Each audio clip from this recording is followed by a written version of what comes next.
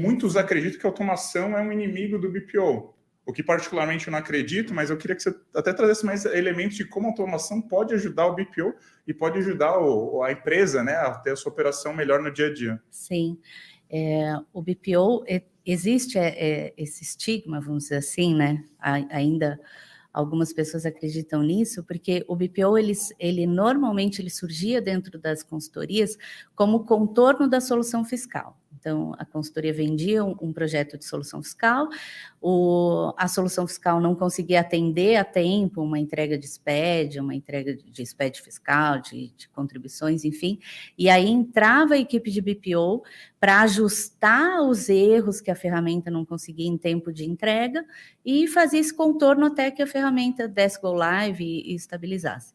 Então, tem essa cultura do manual dentro do outsourcing. E, na verdade, não é bem isso, porque hoje, por exemplo, na Certacom, os nossos processos, eles são quase todos automatizados.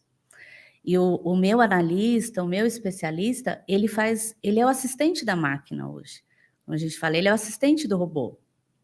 Ele faz as perguntas, então ele cria os parâmetros para que o robô leia os dados. Não, eu preciso que você cruze esta informação com esta informação, com esta informação. Porque o cliente tem um regime especial, ele tem uma substituição tributária num estado específico, aonde a Cefaz lá olha determinadas operações. Então, eu preciso de muita atenção para ver se realmente está colocando no CFLP correto. É uma sopinha de letrinhas, né? E a gente vive dessas sopinhas de letrinhas, mas o analista hoje, ele faz as perguntas para a máquina, para que a máquina faça o trabalho que antes eram milhares de macros, né? Eu, quando comecei, eram os bancos Axis, então a gente fazia lá as perguntas. Travava o computador lá. Né? Travava tudo, tinha limite, depois, graças a Deus, a gente foi para os SQLs, para os bancos SQLs, mas é isso. Hoje, quando a gente começa um projeto na Certacom, o cliente chega, normalmente ele vem pela dor, né?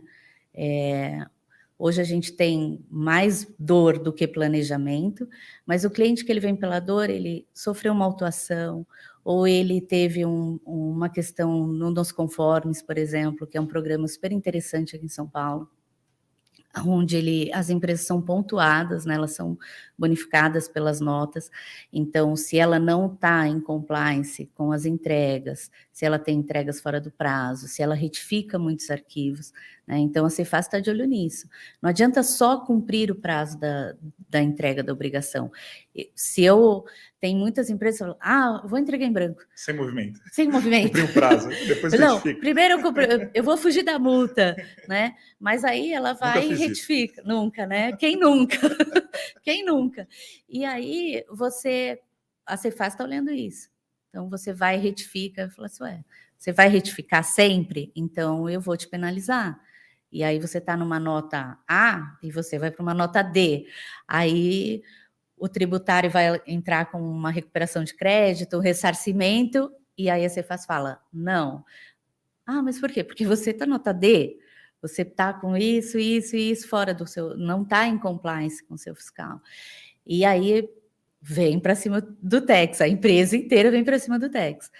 E é isso, a automação, ela traz essa celeridade, essa velocidade, para as nossas entregas, para o cumprimento. Então, quando a gente começa um projeto, a gente faz a etapa de setup, que é fundamental. Então, a gente faz o paralelo com o cliente, entende toda a operação, tomba a operação para a Certacom, tal qual ela acontece lá, e eu abro duas frentes.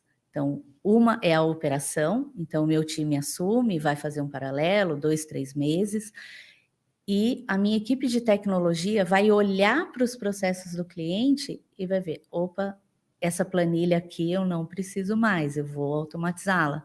Ou, por exemplo, a nota não escriturada.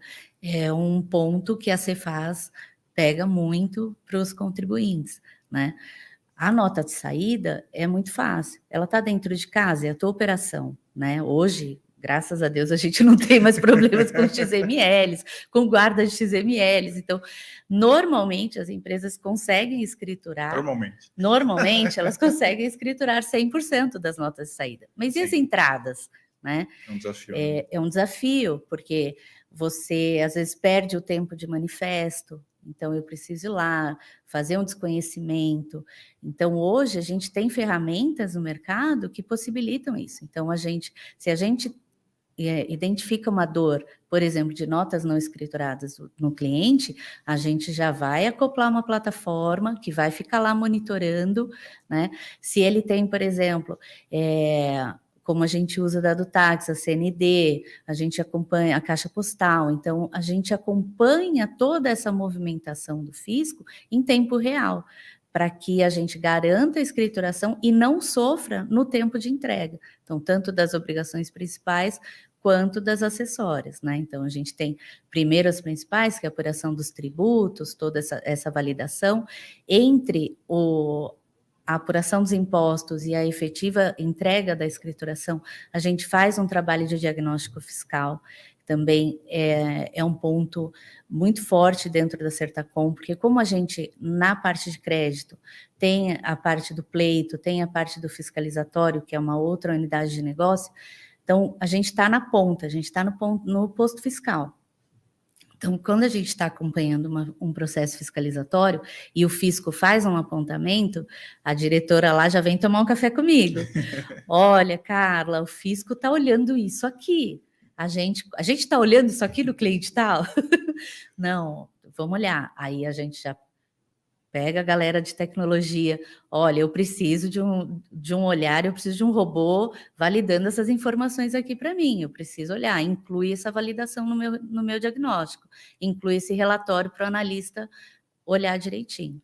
Então, é toda essa visão, esse cuidado, né? Eu sou muito apaixonada pelo BPO, assim, eu gostei muito de vir falar sobre o BPO, porque é um carinho mesmo que a gente tem com a escrita fiscal do cliente. Então, hoje os projetos eles ficam em BI, então a gente tem um dashboard, onde o cliente, em tempo real, ele acompanha toda a escrituração dele. Então, por exemplo, ele tem à medida que a gente vai processando mensalmente, a gente vai acompanhando também, entendendo da escrita, da sazonalidade dele. Então, se sobe muito uma operação, um CFLP, a gente entra em contato e fala assim, é isso mesmo? Tá, esse produto que foi lançado, olha, tá vindo com essa classificação fiscal, é essa mesmo. Então, a gente vai em tempo real, acompanhando durante o mês. Normalmente, as empresas, às vezes, tem 2, 3 ERPs, e a gente tem que consolidar essa escrita fiscal.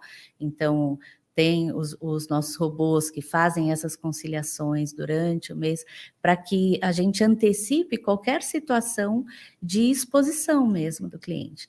E até aproveitando, a gente vai acompanhando também os débitos e créditos.